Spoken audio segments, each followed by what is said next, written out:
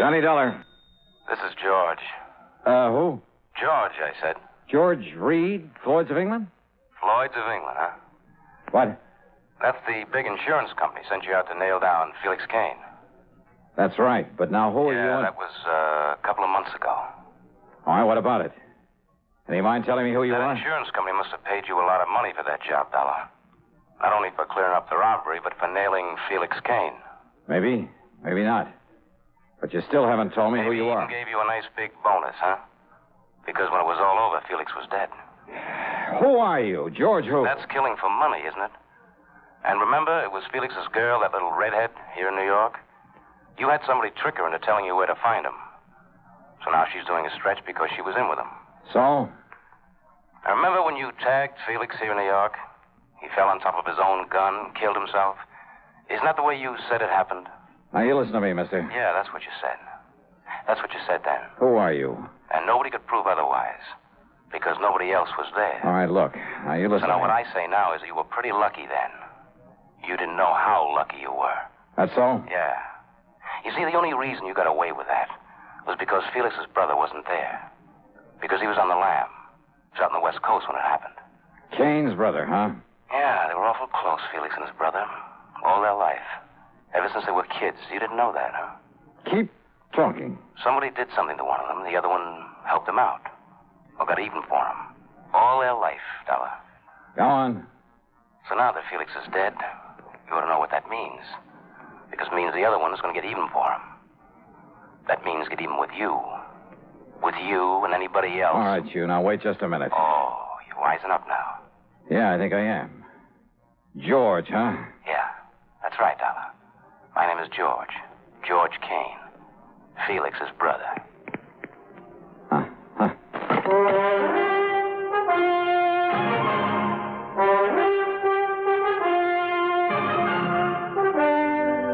CBS Radio brings you Bob Bailey in the exciting adventures of the man with the action-packed expense account, America's fabulous freelance insurance investigator. Yours truly, Johnny Dollar.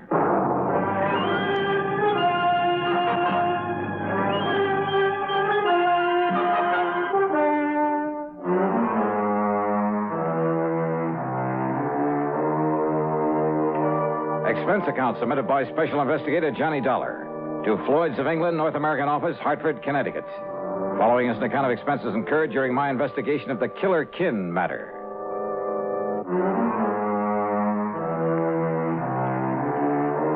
So what if I hadn't killed Felix Kane? It didn't make any difference now. But why would his brother George call me to warn me of his intentions? Anyhow, this was a carryover from another case, so on the expense account goes a dime for a call to George Reed.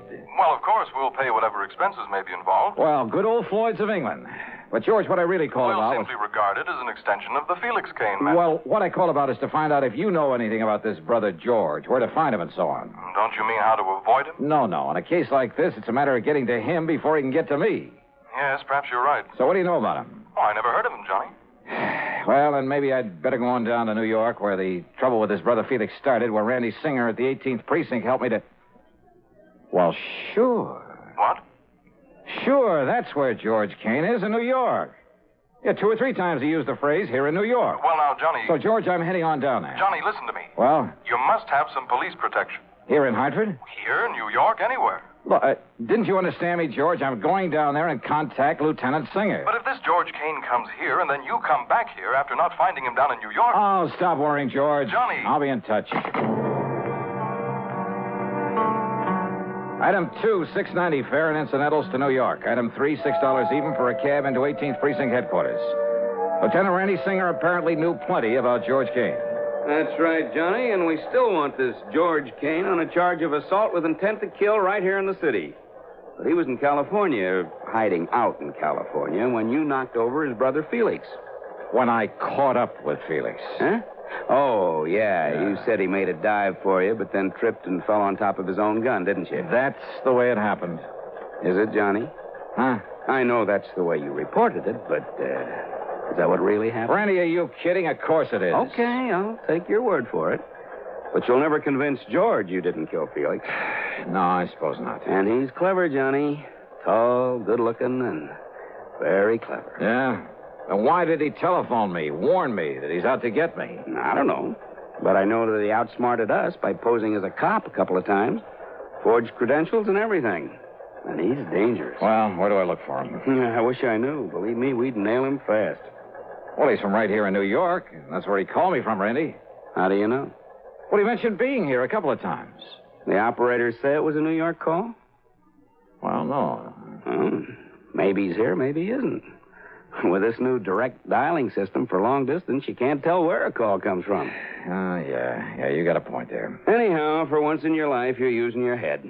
What do you mean by that? I mean, you're coming here and letting us go after this guy instead of trying to take him on single-handed. Oh, well, wait a minute. Now, look, Randy, all I really came here for was to see if you had any leads. Yes, sir, using your head. Yeah, any leads on where I might look for this George. So we'll just keep it that way. Understand, Johnny? Understand what? We'll run down this punk for you. I'll get out on APB and look for him and pick him up right away. Look. If he's here in town. No, wait, will you please, Randy? Meantime, you just go on back to Hartford, huh? And, maybe you better tell your police up there to be on their toes. Listen, Randy, and to be sure you do go, I'll have Sergeant Conroy escort you over to Grand Central and put you on a train. Oh, Randy, for the love of Mike, will you listen? Also, I'll notify every precinct here in New York that if you're seen around here, you're to be picked up and turned over to me. Picked up? After all, here in the clink, you'll be perfectly safe from this man. What a pal. That's right. A real grateful one. Grateful, huh? You've done a lot for me over the years. For the whole department. Oh, yeah. So, to show our appreciation, we're going to give you some protection, whether you like it or not. Now, you just listen to me, Randy. Listen to me. Conroy, I got a job for you. Randy. I want you to make sure that Johnny Dollar gets back to Hartford safe and sound. Okay, brother, we'll just see about that. No use, Johnny. All these windows have bars on them. Yeah, so I see. So you behave yourself for once, huh? Be a good little boy and let me handle this my own way. Okay, Randy, okay. Oh, and listen. Yes? Sergeant Conroy is quite a fan of yours. Oh? So you can tell him all about some of your wild adventures on the way home. Thanks, pal.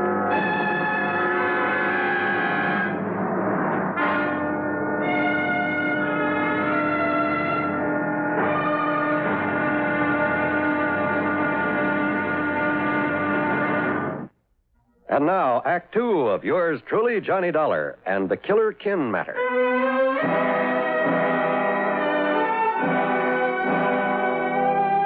Sergeant Conroy not only drove me over to Grand Central Station, but insisted on riding all the way to Hartford with me, even to my apartment, at my expense.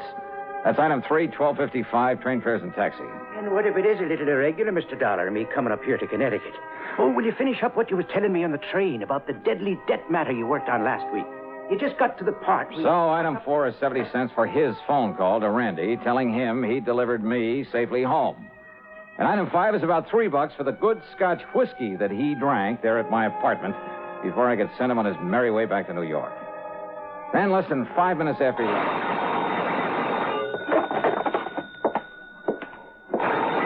Johnny Dollar. Dollar, if you think those New York cops are going to be of any help, you're wrong. George Kane. That's right. Neither those cops or anybody else is going to do you any good. You killed my brother, so I'm going to kill you. Kane? And you remember what I said about you or anybody else? Now, you listen, you're wasting your time. Or what I meant about anybody else. You're scare stuff, huh? All right, Georgie boy. Whether Randy Singer likes it or not, I'm heading back to New York to get your picture, your description from him. And if I have to comb that city by myself, street by street, so... Hello. Well, it's about time, honey. Huh? This is Betty. Betty Lewis, the girl you're going to marry one of these days. Yeah, I know. You mean you are going to marry me? I mean, I knew it was you. Spoiled sport. Well, hi, dear. What was that? What? Just noisy line, I guess. Oh, well, listen, I've been trying to call you all afternoon. Where have you been? Oh, just out on some business, honey. I'm sorry. Well, as long as you weren't out with some other ravishing beauty, I'll forgive you. Fat chance of that. Honest? You mean that? You know darn well I wouldn't go out with anybody but you. Or Grace, or Mariana, or Barbara. Maybe Jean. I might go out with her. Will you stop that, you rascal? Okay. Now, what can I do for you, Miss Lewis? What can you do for me? Don't tell me you've forgotten our date for tonight. Our date? Oh, darling, why don't you ever think of something besides those crazy insurance investigations all the time, huh? I think only of you, huh? Yes. Now, listen, about our date for tonight here in New York. In New York? Yeah, that's right, for dinner in the theater, remember? Holy. Well? Oh, well, sure I do. Oh, but didn't you say you were going to be staying with some girlfriend all week and you'd let me know who and where to meet you down there? That's right. That's what I've been trying to call you for. Okay, then. I'm staying with Nancy Spaulding, remember her? Sure. And her address is 1624 McDougal Alley. 1624. One of those cute little apartment buildings down here in Greenwich Village. Wait a minute. You hear that again? Huh? Nothing, I guess. Yeah, okay, dear. I'll put on my Sunday best, grab the first plane or train, whichever will get me there first. Good. Only what, Johnny? Well, don't be surprised if we have ourselves a kind of police escort. Now, what kind of a gag are you cooking up? You and that Lieutenant Singer friend of yours? Maybe. Well, come running, dear. I'll be waiting for you. Yeah. Bye, hon.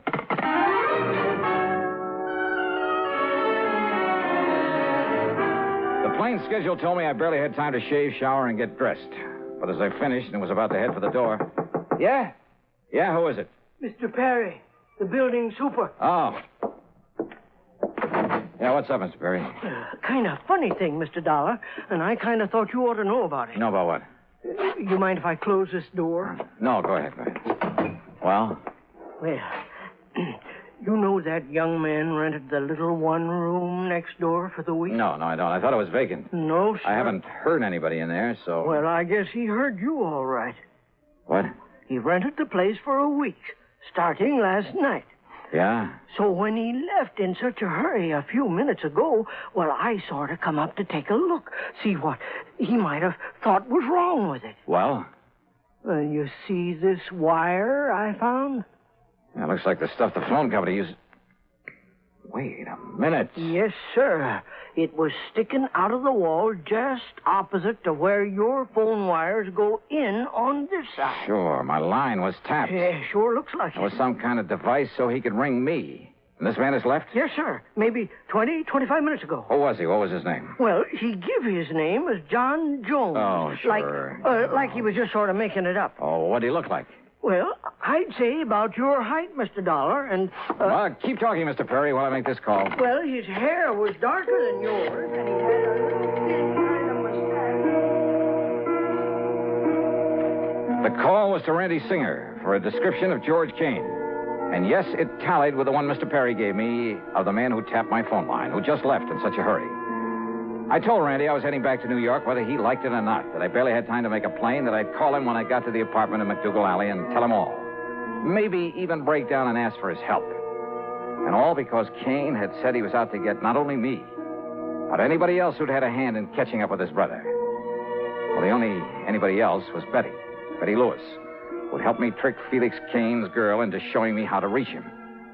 George hadn't bothered her there in Hartford because he couldn't find her. She was in New York.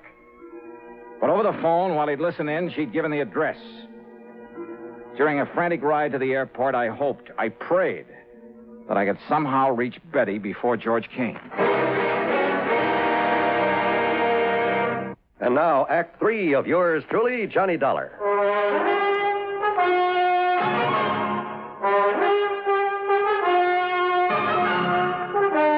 Expense account item 5, $20 even for a plane to New York and a cab to the little apartment in McDougal Alley. I tore on up to Nancy Spaulding's apartment on the second floor.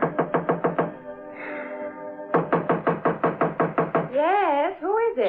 Johnny Dollar. Oh, just a second, Johnny, while I slip on a robe or something. Is Betty there? Betty? Are you kidding? What? You and your practical joke. What do you mean, Nancy? Come on, let me in, huh? Well, just a second. Wait till I get presentable. Oh, come on. You see, I got in the shower after Betty left. Betty's gone? Nancy! Well, sure, Johnny. That's why I didn't expect to see you here. Gone where? With whom? With that handsome detective friend of yours you sent over to get her. Oh, no. About my size, black hair, mustache? That's right. Nancy. Gee, why couldn't you have arranged a double date so I could trace along with him? That man's a killer. He's almost as pretty as you are and almost... What? What did you say? That was no detective. That was George Kane. He's a killer. But Johnny, Betty thought that... Well, you told her on the phone. I know. Okay, Nancy, now listen carefully. Where did he say he was going to take her? Well, to meet you, Johnny. Where? Oh, dear, I don't know. Oh. Well, they went down and took a cab. I watched them go from the front window. Well, did you? Please, think carefully, Nancy. Which way did they go? East on McDougal. Good. What kind of a cab was it? Did you by any chance get a look at the license or the driver? Yes, I did. It was Tommy. Tommy who? You know, the cabbie who always parks in the cab stand out front this time of night. Good. Wait a minute, Johnny, maybe. What? Yes, look. He's come back to the stand again. Okay, Nancy. Now keep this door locked. Don't open it for anybody but me or the police, and I mean the real police. Johnny!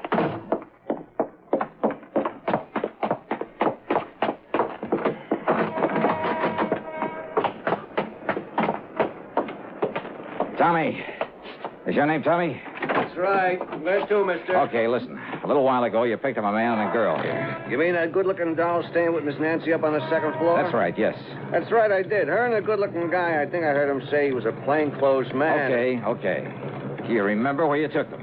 Why, sure, mister. You see, we have to keep a record of... Get going, Tommy. Get going. Take me to where you took them. Yes, sir. It's a kind of fine place for a couple of good-looking people Get going, please, huh? Yes, sir.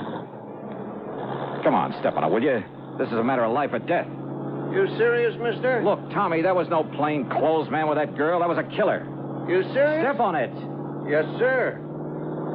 But if we run across any prowl cars, mister... forget them. I'll give you enough to pay your fines for the next 2 years. Now, where did he take the girl? This section of town we're getting into looks kind of crummy. That's what I told you. It's over near the Bowery. Some dirty dump that... Uh-oh.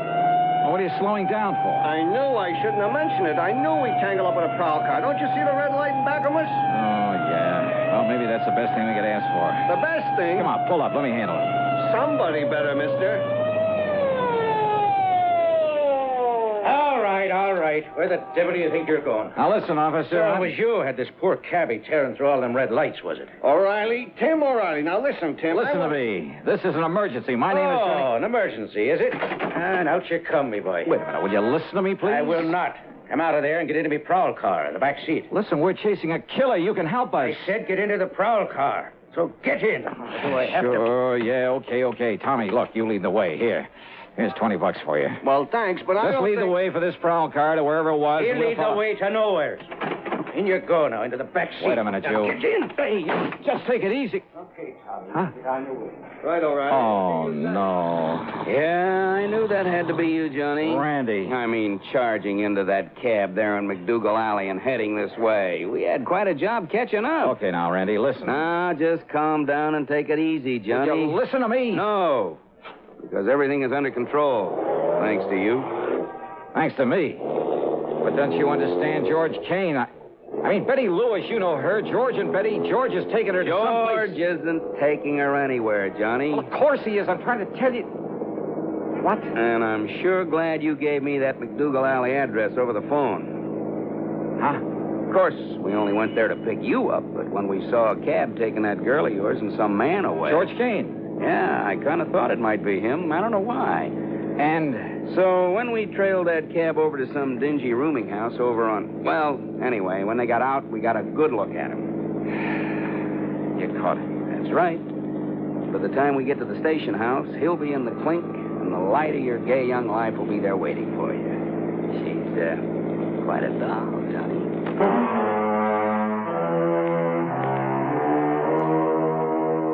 The expense account, forget it. Forget all of it. I only hope that someday, somehow, I can repay Randy Singer. Over his dead body, though, because all he cared about was getting his hands on Kane. And for some silly reason, he seemed to think that I'd been helping him. What a guy. Yours truly, Johnny Dollar.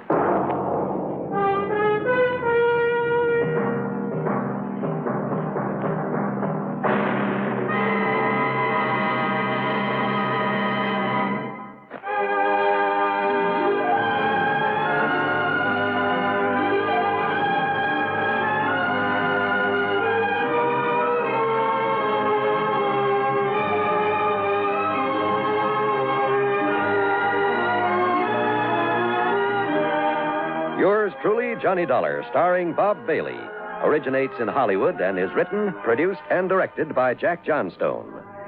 Heard in our cast were Virginia Gregg, James McCallion, G. Stanley Jones, Herb Vigran, Jack Moyles, Junius Matthews, Lillian Bayef, and Paul Duboff. Be sure to join us next week, same time and station, for another exciting story of yours truly, Johnny Dollar.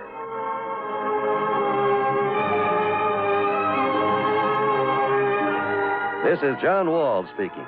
Johnny Dollar has come to you through the worldwide facilities of the United States Armed Forces Radio and Television Service.